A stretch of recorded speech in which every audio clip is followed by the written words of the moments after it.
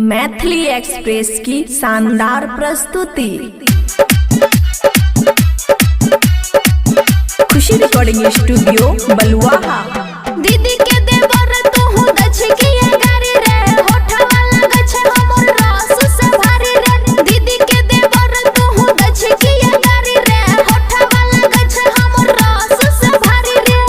तोरा प्यार के जाल में फसाई लेबो, हाँ फसाई लेबो, हाँ फसाई लेबो, फसाई लेबो रे। छिए मधेपुरा वाली तोरा पटाई लेबो, छिए मधेपुरा वाली तोरा पटाई लेबो, छिए मधेपुरा वाली तोरा पटाई लेबो।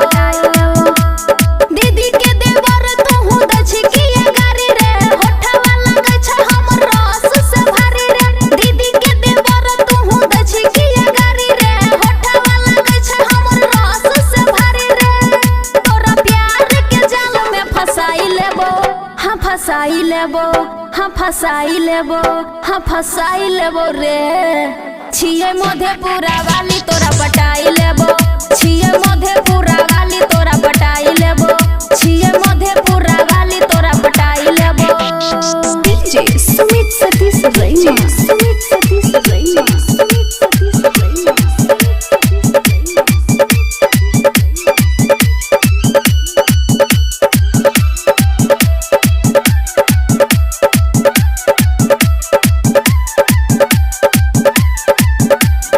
खुशी रिकॉर्डिंग स्टूडियो बलुआहा।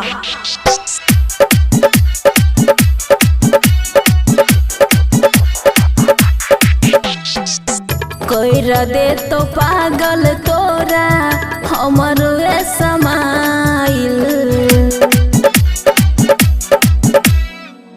इहे से मारै छियै हम सटाइल, इहे से मारै छियै हम सटाइल। करे ने छोरा एहन मौका तू मिसरे, आबे ने करली है संगे हमरा किसरे। करे ने छोरा एहन मौका तू मिसरे, आबे ने करली है संगे हमरा किसरे। सब बात के दिल से भुलाई देबो, हाँ भुलाई देबो, हाँ भुलाई देबो, हाँ भुलाई देबो रे। छिए मधेपुरा वाली तोरा पटाई लेबो, छिए मधेपुरा वाली तोरा पटाई लेबो, छिए मधेपुरा वाली तोरा पटाई लेबो।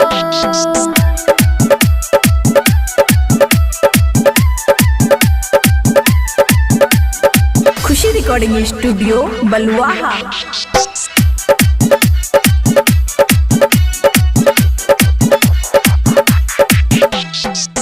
कते दिन से छौरा छोरे परेशानी,